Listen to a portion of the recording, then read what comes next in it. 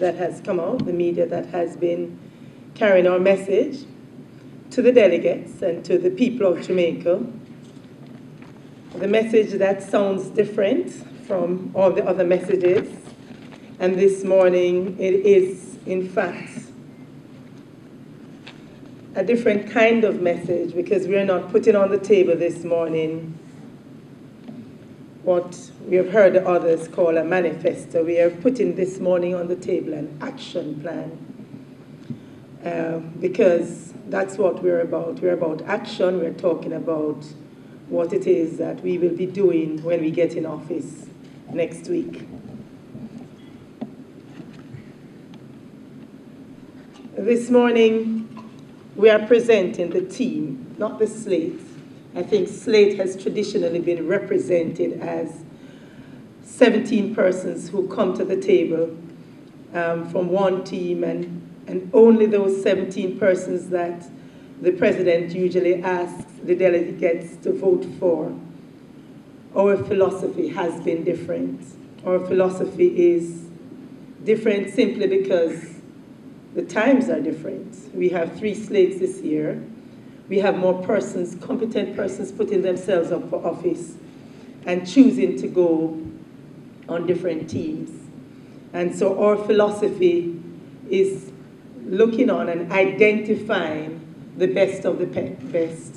And so with that, made a decision that we did not want to put up an opposition against individuals for which we thought were going to contribute significantly to the future of Jamaican athletics.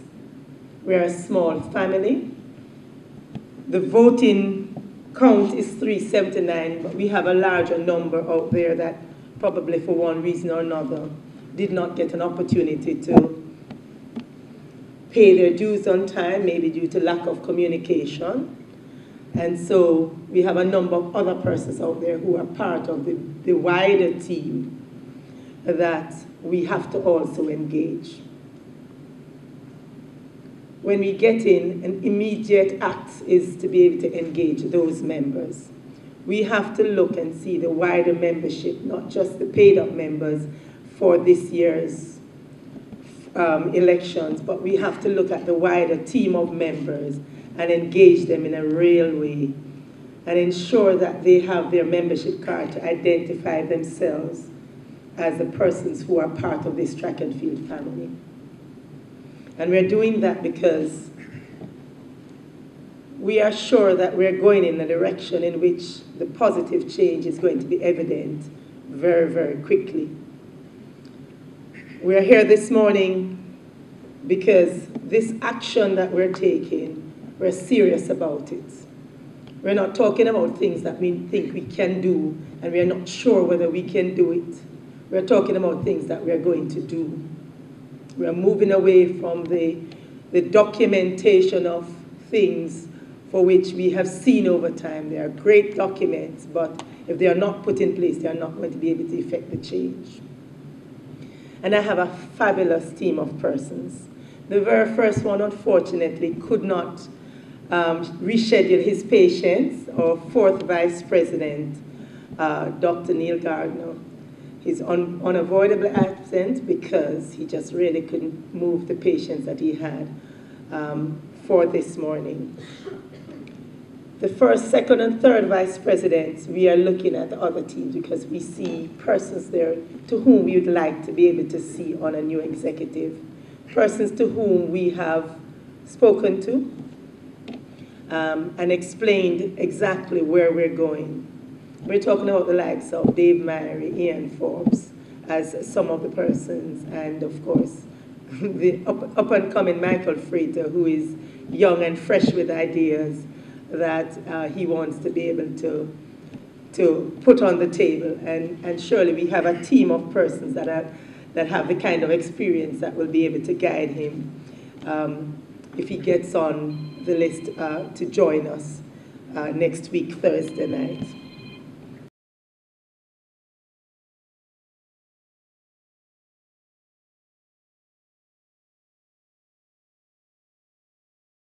That I'm also in the collegiate system, so surely I can resonate with that. I think in a number of I think in a number of the areas, the objectives that we have spoken to, we have linked it back to what we call existing institution. Existing institution means our colleges. If you, I think everybody knows what's happening today is that the universities actually have been hosting these international athletes, or what we call elite athletes. And what that has done is that has also pulled and helped to improve the performances of the colleges themselves. The colleges are the group that we talk about, that group that's moving into elite. We spoke about them in the, let me just be clear, I think it is in the first objective when we talk about the athletes' access to the training facility, coaching, accommodation, and financing. There are a group of athletes that are trying to get into the elite status, and they have not quite made it yet. That group comes from the post-collegiate group. So they are the feeder programs to really our elite system. What is also happening is that a number of high school athletes are they are turning professionals early. Some of them fall into that category. So it's a combination of those post-high school and collegiate and post-collegiate athletes that have not yet made it to elite, but they are in that select group. And those are the persons that we want to be able to help to place them and where they are, because colleges are not just in Kingston metropolitan area. Colleges are in the rural areas as well.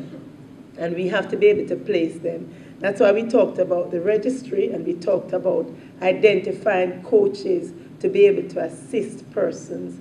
And therefore, it is not everybody that has to come to Kingston. Montego Bay is very ready and open. I mean, we have facilities that we can make adjustments to. We have persons who we can get them to the level. Everybody is not at the top level yet, but they are in the learning process for which they are going to be able to take those persons, being guided by the top coaches. I mean, Maurice Wilson, we talked about Glenn Mills earlier, but we have to talk about Maurice Wilson as well, because I think he has done very, very well for himself, particularly in recent times. So persons like that has to be part of the system of where we're going to help to get other coaches ready to understand how we're going to be working with the post-high school and the post-collegiate athletes. So they are not at all lost in the system, but they're right there as part of the comprehensive athlete support program.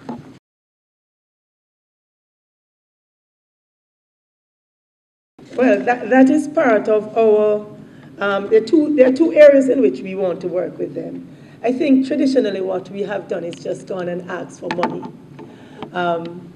There are two areas where work has actually started, which is with the group, the Team Jamaica Bickle and the group from Penn Relays, that they are taking on those athletes. Now, I think that what hasn't been very clear is that it's not just Penn Relays that they work with these athletes. They actually have a program for which they are reaching out to a number of those athletes.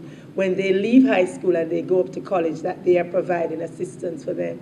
What we want to bring into what we are doing is to actually have that connection, because that registry is going to be a direct connection with those persons overseas.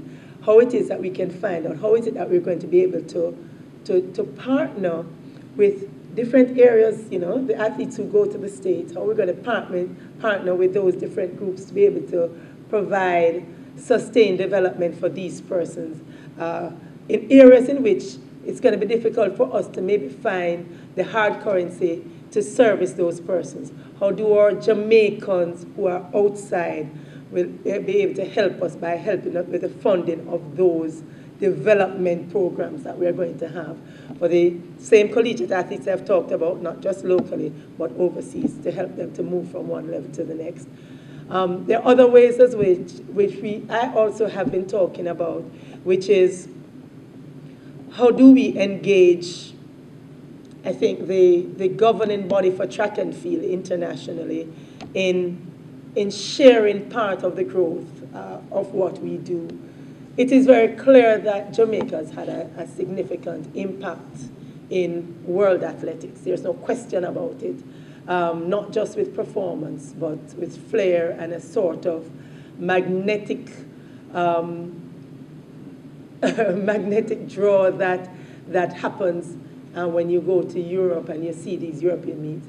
How do we connect there with our consulates and embassies across Europe to help them to facilitate us when our athletes are in these various countries in Europe? That is also part of the connection that I've actually already started discussions as to how it can work now. That has to be fleshed out a lot more to see the role of the consulates and their supporting role in helping us to move forward.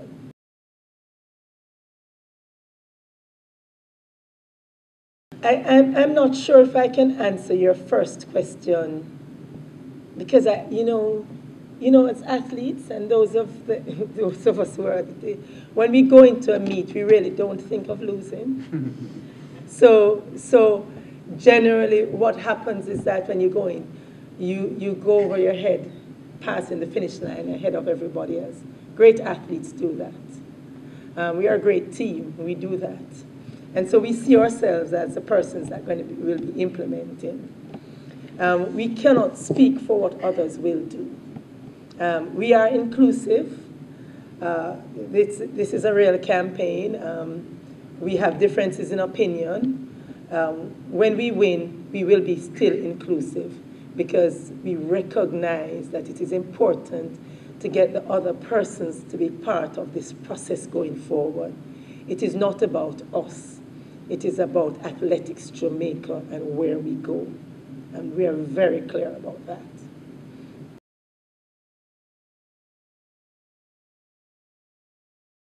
We have a very strong feeling about when we talk to our delegates. We get positive responses. One thing I'm very clear about, and we have discussed that, is there's a feeling of apprehension amongst a number of the delegates. They're afraid, they do not want people to know where they stand for different reasons. To the extent that they feel that they're going to be maligned or kept out if a particular person or persons that they do not support in the elections do not get through, that they won't be able to benefit from whomever goes forward. We are very, very clear that that doesn't exist in our heads. And so we have been really pretty much on the ground speaking to delegates quietly. We do feel very strongly that we have a swell of support that exists. In the same way in the last elections, I think that some of the results that came out were quite surprising to almost the very end. And so we do believe that we have good support on the ground.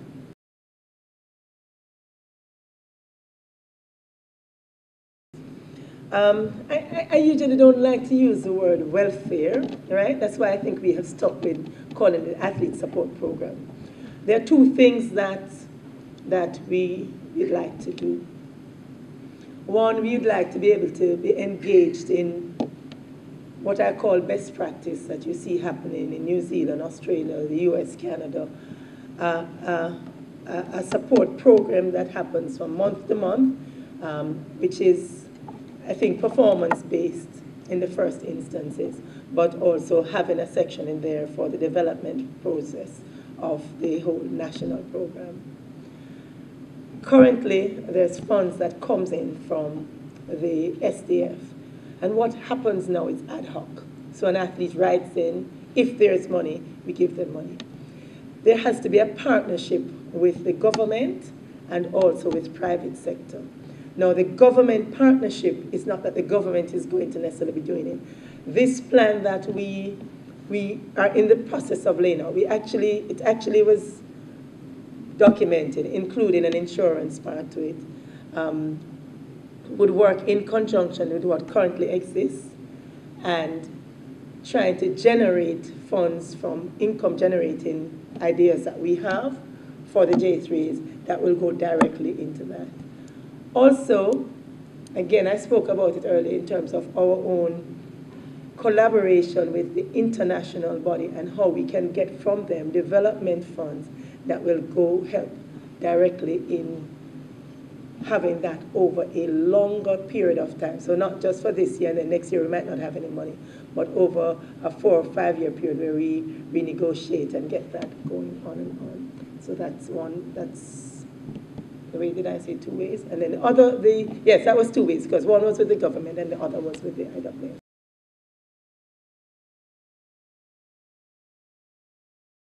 With regards to the whole question of doping, one of the reasons we have our medical personnel here that really, they are the technical persons.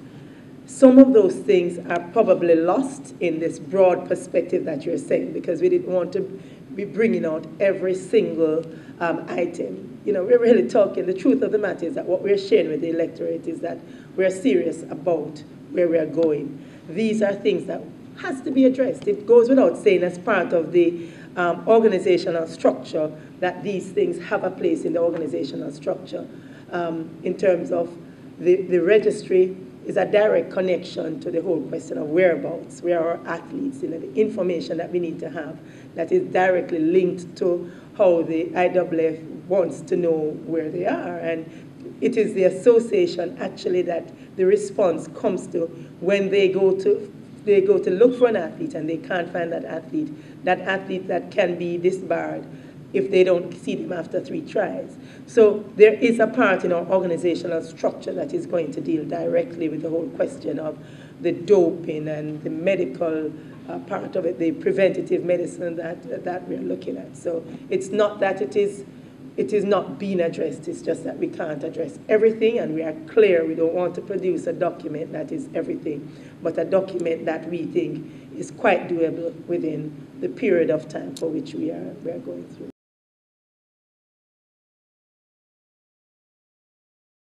I'm not running as a female president, believe it or not. I'm running as a capable person to be able to carry the organization into the next 4 years at least. Yes, I am a female, so that can't be taken from me. But I really do not, that to me is not the issue. The issue is whether I have the capacity to be able to move this organization where it needs to go. And my answer to that is yes.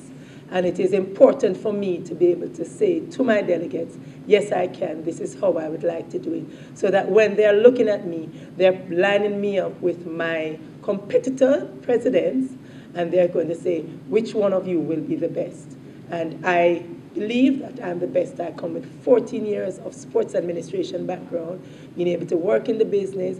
I come with the understanding from an elite athlete point of view, and understanding from an administrative point of view, knowing the Kings. I don't come with everything. That's why I have a fabulous team of persons to help to support the areas for which I cannot necessarily address.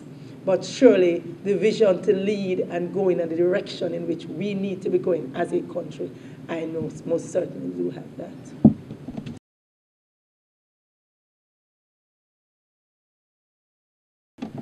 Let me just make very clear that when the incumbent president came into his position, we were all waiting to see the direction in which we ought to have been going. We're still waiting. Seriously, we are still waiting. I think that maybe in his position as a medical doctor, obviously getting something that was not expected would have then created a different kind of scenario for him as an individual. But that's from November. I think we went rolling into the track season. At no point in time I felt a sense that this is the direction we were going and this is what we wanted to do differently. It was just business as usual. And there was a sense of kind of recovery. We're all, just recovery as we go along. So I really didn't get a sense of where I needed to go. I had discussions with him about certain things because there are certain issues that came up and I had to work with him closely, and I made some suggestions to him. I just have to assume that these things, he might have done them or he might have attempted to do them. Whether they amounted to anything, I'm not sure. but I have had some discussions for particular instances where I did speak with him about a particular direction in which I thought I ought to have been going. But it just has been very challenging. I mean, I have to admit it has been very challenging. I guess I wasn't overly aggressive. I mean, persons usually refers to me as the first vice president, but you're the first vice president. I said, yes, but if it is that you have groups of persons that, and the incumbent himself said it, I think, in one of his interviews, that a group of people sharing information with a group of persons, you know, that's one of the things that I think I'd like to be able to see operating differently as an association, where the team becomes part of the delivery, right? Not just certain members of the team, but the executive, they work together, because, you know, we all come with different things to the table, and we come with different ideas, and sometimes that difference in opinion would help the growth of where we want to go, apart from just hearing just persons agreeing, because why I love my team is that we have differences in opinion. And I mean, we are all passionate, and I can just sense the growth of where we are going to be going.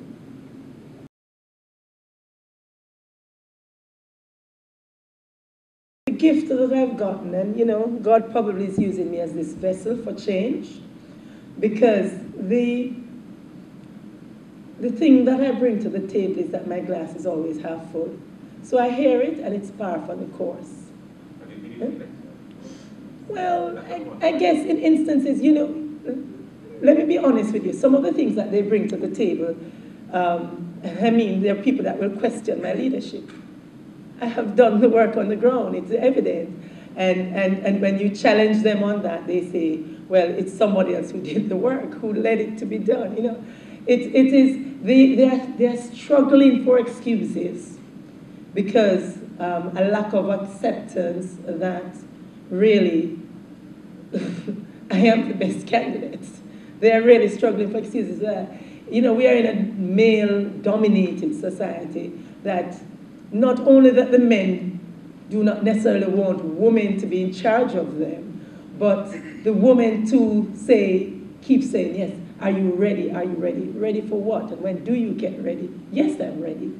I'm ready to serve, I'm ready to lead, I'm ready to share my vision, and I'm ready to make Jamaican athletics a different type of athletics, for the world to turn on and look at us in the same way that they look at our athletes in today's world.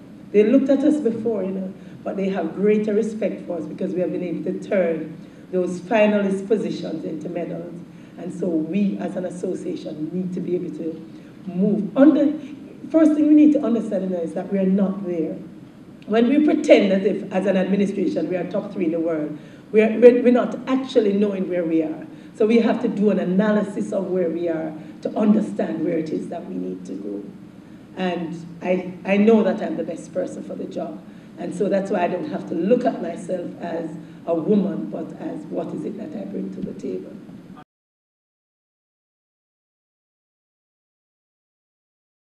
Well, I wouldn't know, because, you know, there's one thing about our team. We just have not gotten involved in any underground rumblings. We have kept our focus.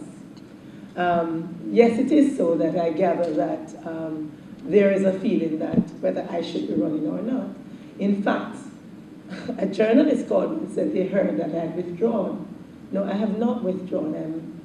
I'm right up there, running for the position, hoping to convince all the delegates that I need to convince enough to be able to make me president. I have no idea who would like not to see me running, or if it is that people are fearful now that they have a real challenge on their hands.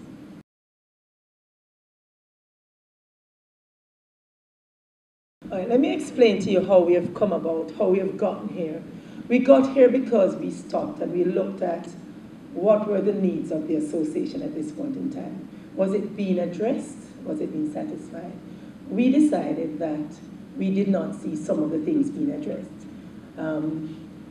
In terms of even looking at the selection of our team members, it was carefully done based on where it is we wanted to go. Now, we were very clear from the beginning where we wanted to do, what it is that we are offering that would be different than what the incumbent was doing.